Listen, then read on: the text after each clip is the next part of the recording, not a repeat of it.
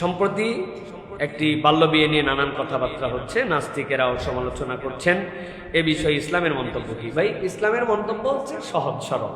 ইসলামের মন্তব্য হচ্ছে আপনি বয়স নির্ধারণ করে দেওয়ার এখতিয়ার রাখেন না।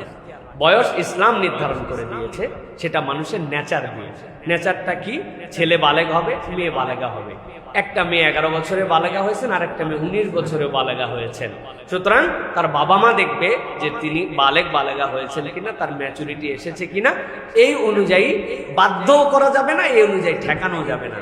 এটা হচ্ছে আমাদের যে আধুনিক যে সভ্য কালচারে পৃথিবীর মানুষকে অসভ্য বানানোর জন্য যতগুলো প্রজেক্ট আছে, তার মধ্যে একটা প্রজেক্ট হচ্ছে যে দেশ নাই, কাল নাই, ভেদ নাই, জাতিসংঘ নির্ধারণ করবে আর আপনি কিশোর কিশোরী হিসাব করে ফেলবেন। এটা হচ্ছে একটা অসভ্যদের প্রজেক্ট। যদিও কথা শুনতে খারাপ লাগবে, ইসলাম কোনো অমানবিক ধর্ম নয়। ইসলাম কোনো এইরকম ধর্ম নয় যেটা ইরিলেভেন্ট হয়ে যাবে কোনো কালে এসে। শুরু থেকে শেষ পর্যন্ত এই ধর্ম থাকবে। আপনার বাস্তবতায় আপনার বুঝতে সমস্যা হতে পারে, এটা আমার বুঝার দুর্বলতা, ইসলামের দুর্বলতা নয়। সুতরাং এ বিষয়ে আমরা আর বেশি কথা বলতে চাই না। যারা এ বিষয়ে সমালোচনা করছেন, যার বিষয়ে সমালোচনা করছেন, এটা তাদের বিষয়, প্রিয় ভাইরা। তবে ইসলামের বিধান একদম স্পষ্ট।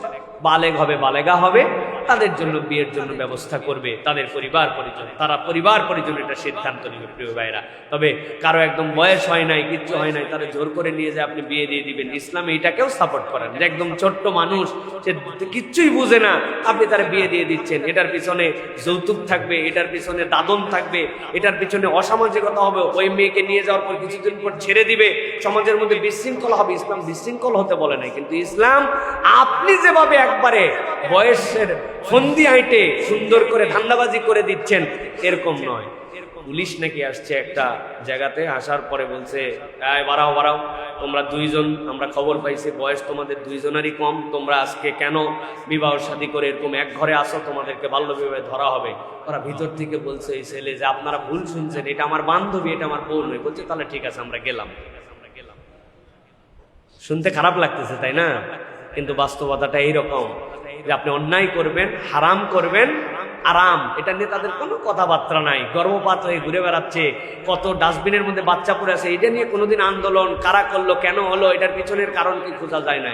বাল্যবিবাহ প্রতিরোধ কমিটি 2018 সাল থেকে এটার মিটিং মিছিল করে 350 কোটি টাকার কেবল চা এবং পানির বিল হয়েছে। আমার কথা নয়, পেপারের খবর।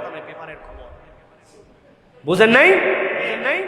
কিভাবে এটা করা হবে, এটার জন্য 350 কোটি টাকা হয়েছে। আসল উদ্দেশ্যটা ঠেকানো না, আসল উদ্দেশ্য প্রজেক্ট বার করে খাওয়া। এটা হচ্ছে বাস্তবতা। আল্লাহ রাব্বুল আমিন বুঝার তৌফিক দান করুন। কারো দোষ নাই।